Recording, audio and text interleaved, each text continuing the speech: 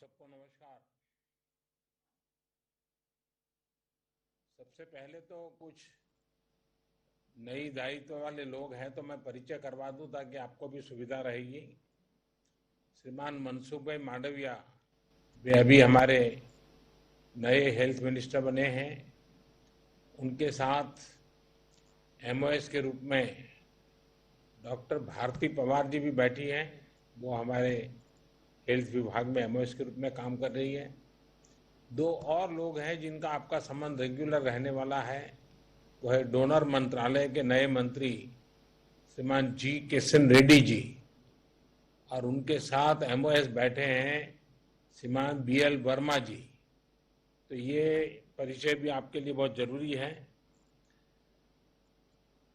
साथियों, कोरोना से north east में आप सभी किस प्रकार से कुछ इनोवेटिव आइडियाज के साथ इससे निपटने के लिए जो मेहनत कर रहे हैं, आपने जो योजनाएं बनाई हैं, जो साकार किया है, उसका विस्तार से आपने वर्णन किया। आप लोग और एक प्रकार से पूरा देश और विशेष करके हमारे हेल्थ वर्कर्स हर किसी ने अपनी अपनी जिम्मेवारी निभाने के लिए गत 1.5 साल से लगातार परिश्रम किया है। नॉर्थ ईस्ट की भौगोलिक चुनौतियों के बावजूद टेस्टिंग और ट्रीटमेंट से लेकर वैक्सीनेशन का इंफ्रास्ट्रक्चर तैयार किया गया है। और विशेष रूप से आज मैंने देखा कि आपने जिस प्रकार से, ठीक है 4 राज्यों को अभी इंप्रूव करना बाकी है, लेकिन बाकियों ने बड़ी सेंसिटिविटी के साथ वेस्टेज को बहुत बड़ी मात्रा में रोका। इतना ही नहीं, आपने हर वायरल में से मैक्सिमम यूटिलिटी का भी काम किया और एक प्रकार से आपने प्लस प्रयास किया।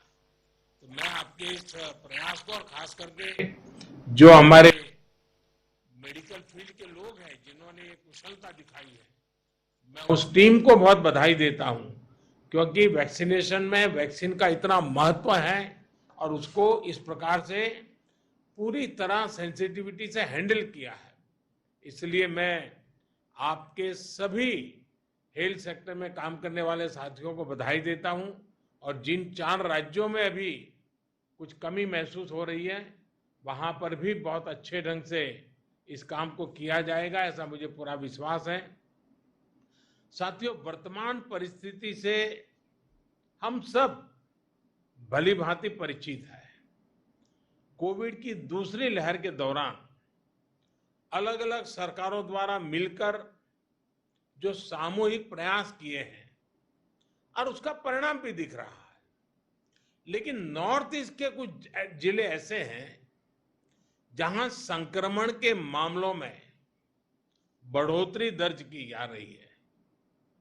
इन संकेतों को हमें पकड़ना होगा। हमें और सतर्क रहने की जरूरत है और लोगों को भी लगातार सतर्क करते रहना पड़ेगा। संक्रमण को फैलने से रोकने के लिए हमें माइक्रो लेवल पर और सख्त कदम उठाने होंगे। और अभी हेमंता जी बता रहे थे कि उन्होंने लॉकडाउन का रास्ता नहीं चुना, माइक्रो कंटेनमेंट जोन का रास्ता चुना। 6000 से अधिक माइक्रो कंटेनमेंट जोन बनाए। इसके कारण रिस्पॉन्सिबिलिटी तय हो सकती है। उस माइक्रो कंटेनमेंट के जोन का जो इंचार्ज होगा उसे पूछ सकते भाई कैसे गड़बड़ हुआ, क्यों नहीं हुआ, कैसे अच्छा हुआ। इसलिए जितना जोर माइक्रो कंटेनमेंट जोन पर हम लगाएंगे, हम इस परिस्थिति से जल्दी बाहर आएंगे।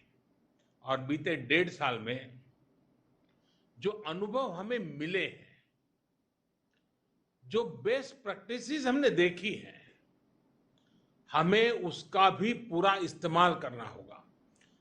देश के अलग अलग राज्यों ने भी नए नए इनोवेटिव तरीके चुना है। आपके राज्य में भी कुछ जिले होंगे, कुछ गांव होंगे, कुछ अफसर होंगे जिन्होंने बड़े इनोवेटिव तरीके से इन चीजों को हैंडल किया होगा। ये बेस्ट प्रैक्टिसेस को आइडेंटिफाई करके उसको जितना ज्यादा हम प्रचारित करेंगे, हमें सुविधा होगी। साथियों, हमें कोरोना वायरस के हर वेरिएंट पर भी नजर रखनी होगी, क्योंकि ये बिल्कुल बहुरूपिया है, बार बार अपने रंग रूप बदल देता है और उसके कारण हमारे लिए भी चुनौतियां खड़ी करता है। और इसलिए हमें हर वेरिएंट पर बहुत बारीकी से नजर रखनी पड़ेगी। म्यूटेशन के बाद ये कितना परेशान करने वाला होगा, इस बारे में एक्सपर्ट्स लगातार स्टडी कर रहे हैं। पूरी टीम हर बदलाव पर नजर कर रही है। ऐसे में प्रिवेंशन और ट्रीटमेंट ये बहुत जरूरी है। इन दोनों से जुड़े उपायों पर ही हमें हमारी पूरी शक्ति लगानी है, पूरा फोकस इन्हीं चीजों पे करना है। वायरस का प्रहार वो 2 गज की दूरी, मास्क और वैक्सीनेशन के कवच के सामने कमजोर पड़ जाएगा। और ये हम पिछले 1.5 साल के अनुभव से देखा है। वही टेस्टिंग, ट्रैकिंग और ट्रीटमेंट, इसकी जो हमारी रणनीति है, जो हमारा इंफ्रास्ट्रक्चर है, वो अगर बेहतर होगा तो ज्यादा से ज्यादा जीवन बचाने में हम सफल रहेंगे। ये पूरी दुनिया के अनुभवों से प्रमाणित हो चुका है। और इसलिए हमें हर नागरिक को कोरोना बचाव के लिए बने नियमों का पालन करने के लिए निरंतर प्रोत्साहित करते रहना होगा। समाज के भी, सिविल सोसाइटी के लोग हो, धार्मिक समाज के जीवन के आगे मुखिया लोग हो, इन सब से बार बार ये बातें आती रहे, इसके लिए प्रयास करना पड़ेगा। साथियों, ये सही है कि कोरोना की वजह से टूरिज्म, व्यापार, कारोबार ये बहुत प्रभावित हुआ है। लेकिन आज मैं बहुत जोर देकर कहूंगा कि हिल स्टेशन में, मार्केट्स में बिना मास्क पहने, बिना प्रोटोकॉल का अमल किए बिना भारी भीड़ का उमड़ना, मैं समझता हूं एक चिंता का विषय है, ये ठीक नहीं है। कई बार हम ये तर्क सुनते हैं और कुछ लोग तो बड़ा सीना तान करके बोलते हैं, अरे भाई, तीसरी लहर आने से पहले हम एंजॉय करना चाहते हैं। ये बात लोगों को समझाना जरूरी है कि तीसरी लहर अपने आप नहीं आएगी। कभी कभी लोग सवाल पूछते हैं, तीसरी लहर की क्या तैयारी की है, तीसरी लहर के लिए आप क्या करेंगे। आज सवाल ये होना चाहिए हमारे मन में कि तीसरी लहर को आने से कैसे रोकना है, हमारे प्रोटोकॉल को चुस्ती से कैसे अमल करना है। अगर, और ये कोरोना ऐसी चीज है, वो अपने आप नहीं आती है, कोई जाकर के ले आए तो आती है। और इसलिए हम अगर इन चीजों को बराबर सावधानी करेंगे तो हम तीसरी लहर को ही रोक पाएंगे। आने के बाद क्या करेंगे वो एक विषय है, लेकिन आते हुए रोकना ये प्रमुख विषय है। और इसके लिए हमारे नागरिकों में सजगता, सतर्कता, प्रोटोकॉल का पालन, इस पर हमने थोड़ा सा भी कॉम्प्रोमाइज नहीं करना है। और एक्सपर्ट भी बार बार ये चेतावनी दे रहे हैं कि असावधानी, लापरवाही, भीड़भाड़, ऐसे कारणों से कोरोना संक्रमण में भारी उछाल आ सकता है। और इसलिए ये जरूरी है कि हर स्तर पर हर कदम गंभीरता के साथ उठाए जाए। अधिक भीड़ वाले जो आयोजन रुक सकते हैं, उनको हमें रोकने का प्रयास करना चाहिए। साथियों, केंद्र सरकार द्वारा चलाए जा रहे सबको वैक्सीन, मुफ्त वैक्सीन अभियान की नॉर्थ ईस्ट में भी उतनी ही अहमियत है। तीसरी लहर से मुकाबले के लिए हमें वैक्सीनेशन की प्रक्रिया तेज करते रहना है। हमें वैक्सीनेशन से जुड़े भ्रम को दूर करने के लिए सामाजिक, सांस्कृतिक, धार्मिक, शैक्षणिक जितने भी लोग हैं, जितने भी सेलिब्रिटीज हैं, सबको हमने जोड़ना है। हर एक के मुंह से इस बात को नीचे प्रचारित करना है और लोगों को मोबिलाइज भी करना है। अभी नॉर्थ ईस्ट के कुछ राज्यों में टीकाकरण को लेकर सराहनीय काम हुआ है। मैंने प्रारंभ में भी कहा, जहां कोरोना का संक्रमण फैलने का खतरा ज्यादा है, वहां वैक्सीनेशन पर और भी बल दिया जाए। साथियों, हमें टेस्टिंग और ट्रीटमेंट से जुड़े इंफ्रास्ट्रक्चर में सुधार करते हुए आगे चलना है।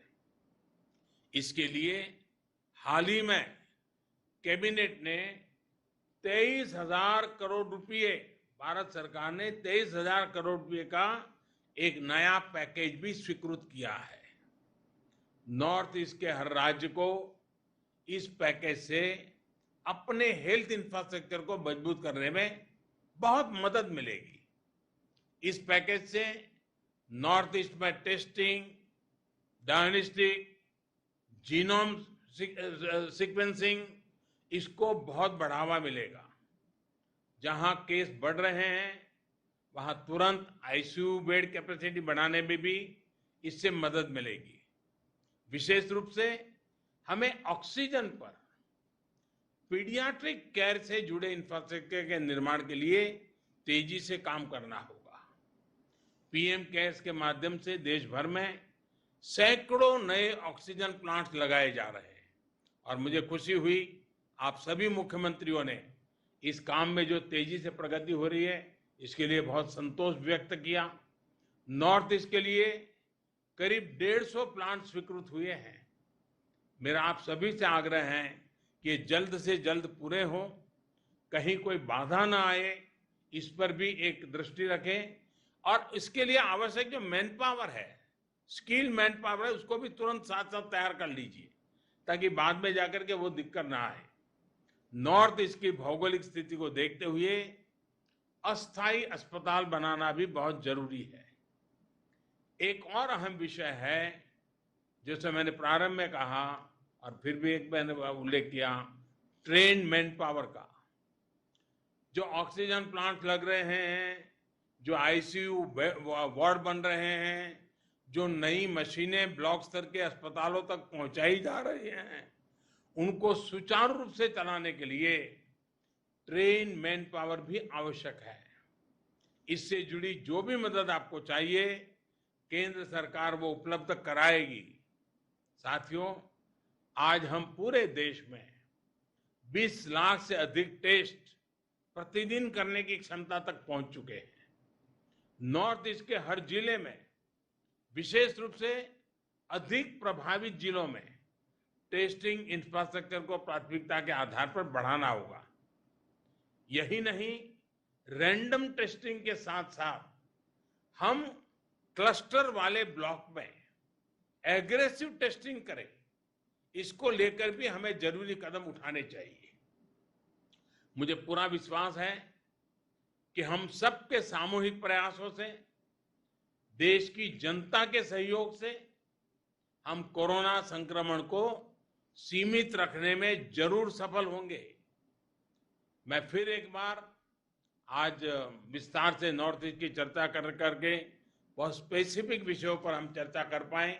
मुझे विश्वास है कि इन चीजों से आने वाले दिनों में नॉर्थ ईस्ट में जो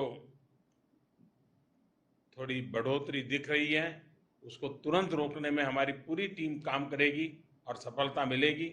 एक बार फिर से आप सबका बहुत बहुत धन्यवाद और मेरी आपको बहुत शुभकामनाएं हैं। जल्दी से मेरे नॉर्थ ईस्ट के भाई बहन कोरोना से मुक्ति का आनंद ले। माननीय प्रधानमंत्री जी, धन्यवाद। हम यहाँ पर मीटिंग समाप्त करते हैं।